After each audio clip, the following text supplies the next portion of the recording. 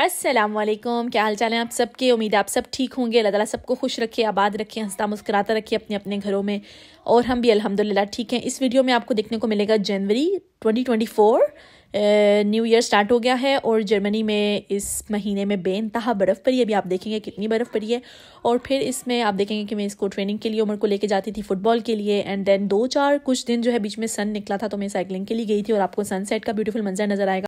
اس کے علاوہ اس ویڈیو میں نظر آئے گا آپ کو عمر کا ٹورنامنٹ۔ عمر کی ٹیم جو تھی وہ سیکنڈ آئی تھی، ٹوٹل 5 ٹیمز تھیں، اور اس خوشی میں اس کو بابا نے جو ہے وہ ٹویٹ بھی دی تھی۔ So video is all about Germany in January 2024۔ So let's start our video. زندگی کا 1 سال اور کم ہو گیا۔ صاحبو، وقت بڑی تیزی سے گزرتا چلا جا رہا ہے۔ زندگی کی مہلت لہجہ بے لہجہ گھٹتی چلی جا رہی ہے۔ اس دنیا میں جینے کی جو مدت ہمارے لیے مقرر کی گئی تھی وہ 1 سال اور کم ہو گئی ہے، اور حساب کا دن 1 برس اور قریب آ گیا ہے۔ لیکن کتنے لوگ ہیں جن کو اس امر کا احساس ہوا، اور جو اپنی زندگی کے اصل مقصد کو سمجھنے اور اسے پورا کرنے کی طرف متوجہ ہوئے؟ ابھی وقت ہے کہ ہم ذرا دور اندیشی سے کام لیں اور اپنی گزری ہوئی زندگی کا جائزہ لیں، اپنے نفع و نقصان کا حساب لگائیں، اور یہ دیکھیں کہ جس زندگی اور اس کے ساز و سامان کو امانتاً لے کر اس دنیا کے بازار میں کچھ کمانے کے لیے آئے تھے، ان کے ساتھ ہم نے کیا کیا، ان کا کس قدر حصہ نفع بخش کاموں میں لگایا، کس قدر اپنی نادانی سے بیکار کھو دیا، اور کس قدر دانستہ یا نادانستہ اس صاحب امانت کے منشا بلکہ اس کے صریح احکام و ہدایات کے خلاف دوسرے کاموں میں خرچ کر ڈالا۔ یعنی یہ جسم جو ہم امانتاً لائے تھے اس کو ہم نے کس کاموں میں لگایا، اور جو اعضاء اللہ تعالیٰ نے ہمیں دیے تھے ان کو ہم نے کس کاموں میں صرف کیا۔ اب بھی وقت ہے کہ یہ سوچیں کہ جس قدر سرمایہ ہم سے کھو گیا یا ہم نے کھو دیا، کیا اس کے لیے ہمارے پاس کوئی ایسے معقول وجوہ موجود ہیں، کوئی وجوہات موجود ہیں کہ اس سفر دنیا سے واپسی پر جب ہم اپنے اس علیم و خبیر خالق و مالک اور صاحب امانت کے سامنے حساب کے لیے بلائے جائیں تو قابل درگزر ہی قرار پا جائیں؟ ضرور سوچئے گا۔ عورت کے بغیر انسانی معاشرے کا تصور بھی نہیں کیا جا سکتا۔ گھر بنتا ہی عورت سے ہے۔ جس طرح یہ ممکن نہیں کہ کوئی گھر بغیر عورت کے وجود میں آ سکے، اس طرح یہ بھی ناممکن ہے کہ کوئی معاشرہ عورت کی کوشش، دخل اور اثر کے بغیر بن یا بگڑ سکے۔ مردوں عورتوں کی تعداد تقریباً ہر زمانے میں برابر رہتی ہے۔ بظاہر معلوم ہوتا ہے کہ عورت کمزور ہے اور مرد طاقتور، اس لیے جب مرد اور عورت مل جل کر رہتے ہیں تو مرد کی مرضی پوری ہو کر رہتی ہے۔ لیکن اگر حالات کو ذرا گہری نگاہ سے دیکھا جائے تو معاملہ برعکس ہے۔ مرد باوجود طاقتور ہونے کے ہر معاملے میں بالکل بے بس ہے جب تک کہ یہ کمزور مخلوق اپنا دلی تعاون پیش نہ کر دے۔ گویا مرد کی مرضی نہیں بلکہ عورت کی مرضی پورے معاشرے کو اپنی لپیٹ میں لے لیتی ہے۔ وہ سب پر چھا جاتی ہے اور سب کو اپنا مطیع و فرمانبردار بنا لیتی ہے۔ عورت میں سختی کے بجائے لچک ہے۔ ظاہر ہے کہ سخت چیزیں ٹوٹ جاتی ہیں، لیکن لچکدار چیزیں عارضی طور پر جھک تو جاتی ہیں لیکن ٹوٹتی نہیں۔ فرعون باوجود فرعون ہونے کے حضرت آسیہ رضی اللہ تعالیٰ عنہ کو اپنی راہ سے نہ روک سکا بلکہ خود اپنے لاؤ لشکر سمیت غرق ہو گیا۔ حضرت خدیجۃ الکبریٰ رضی اللہ تعالیٰ عنہ نے جب اپنی خوشی سے حضور صلی اللہ علیہ وسلم کی نیکی اور پرہیزگاری کو قبول فرما لیا تو قوم اور خاندان کی مخالفت یا اپنے تمدن یا معاشی مرتبے کا خیال ان کی راہ میں کچھ بھی مزاحم نہ ہو سکا۔ اسی طرح کوئی عورت اگر بگاڑ پر تل جائے تو پیغمبر تک اس کی اصلاح نہیں کر سکتے۔ حضرت نوح اور حضرت لوط علیہ السلام کی بیویوں نے غلط منصوبے باندھے اور غرق یا تباہ ہونے تک انہی پر اڑی نہیں۔ ہے تو سب کچھ اللہ کے اختیار میں کہ وہ جس کو چاہتا ہے ہدایت دیتا ہے۔ جب کسی قوم کے بھلے دن آتے ہیں تو اس کی عورتیں خدا پرست بن جاتی ہیں اور آخرکار مردوں کو بھی ویسا ہی بنا کر چھوڑتی ہیں، اور جب کسی معاشرے کا زوال شروع ہوتا ہے تو اس کی عورتیں خدا کے بجائے ادنا چیزوں کی پرستش شروع کر دیتی ہیں۔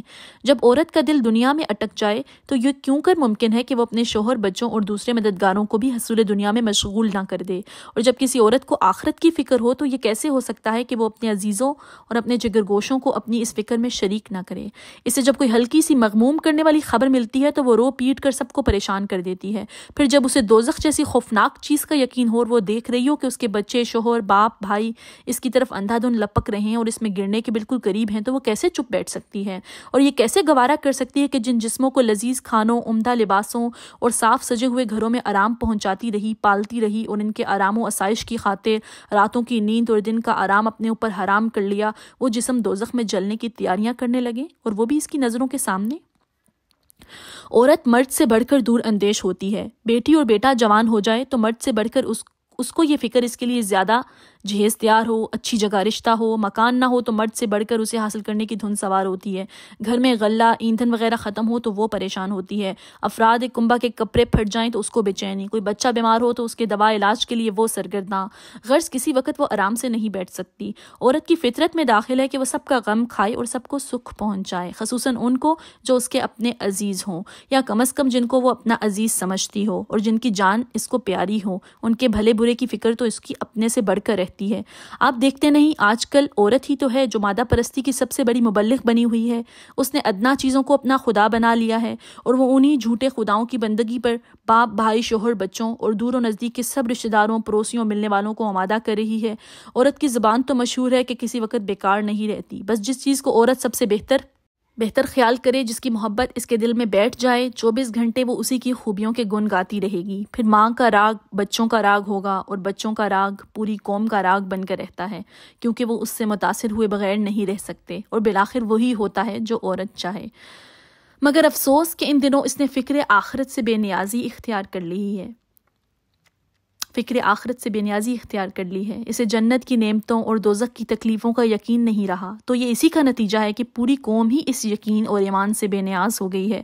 جب ماں نے اپنا مقصد زندگی صرف کھانے، پہننے اور عیش کرنے کا بنا لیا تو اس کے بچے کیوں نہ یہی سبق سیکھیں؟ صدر اور وزیر اعظم سے لے کر معمولی معاشی سرگرمی میں مصروف فرد تک سب عورت ہی کے بچے ہیں اور اس کے سکھائے ہوئے اسباق پر عمل کر رہے ہیں۔ اگر وہ ان کو اپنے قول و عمل سے یہ سکھاتی کہ اللہ تمہارا اصل مالک و حاکم ہے، تم اس دنیا میں اپنے مالک کو مختار نہیں ہو بلکہ اس آقا کے نوکر ہو، تو خدا فراموشی کے یہ مناظر آپ کو کیوں نظر آتے؟ آپ کی آنکھوں کے سامنے شراب چل رہی ہے، جوا چل رہا ہے، سود خوری ہو رہی ہے، ظلم و بے انصافی کی کوئی حد نہیں، غریب بھوکے مر رہے ہیں، قوم کے رہنما اپنی عیش میں مست ہیں، قتل، چوری، دھوکہ بازی، رشوت، غبن، کون سا جرم ہے جس کا ارتکاب نہیں ہو رہا؟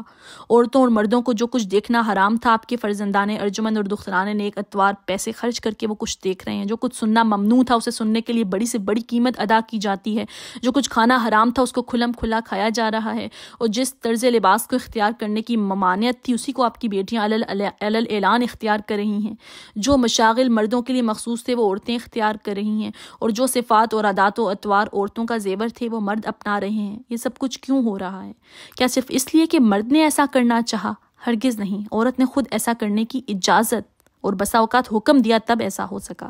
اب عورت ہی اپنا رخ پلٹے گی، اپنا قبلہ بدلے گی، لندن، نیو یارک اور ماسکو کی اندھی تقلید کے بجائے مدینہ منورہ کی ان رہنما خواتین کی پیروی اختیار کرے گی جن کو خود نبی صلی اللہ علیہ وسلم نے تربیت دی تھی، تو قوم کی حالت بدل سکے گی، ورنہ نہیں۔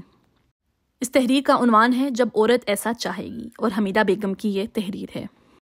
یہ دور بڑا ہی پرفتن ہے، بڑا ہی کٹھن ہے، اس میں اچھے جو فیصلے لے رہے ہیں، جو اچھے کام کر رہے ہیں ان کو اپریشیٹ بھی کرنا چاہیے۔ جیسے ابھی میں پچھلے دنوں دیکھ رہی تھی کہ وہ نمرہ اسد ولاگز جو ہیں انہوں نے فیملی ولاگنگ چھوڑ دی ہے، وہ انہوں نے جو ہے اسد انہوں نے یہ فیصلہ لیا ہے کہ اب صرف جو ہے وہ میں آؤں گا اور میرا بیٹا آئے گا، اور میری بیوی، بہن، ماں یہ لوگ نہیں آئیں گے، کیونکہ انہوں نے یہ بتایا کہ کس وجہ سے انہوں نے وہ چھوڑا ہے، فیملی ولاگنگ کیوں چھوڑی ہے۔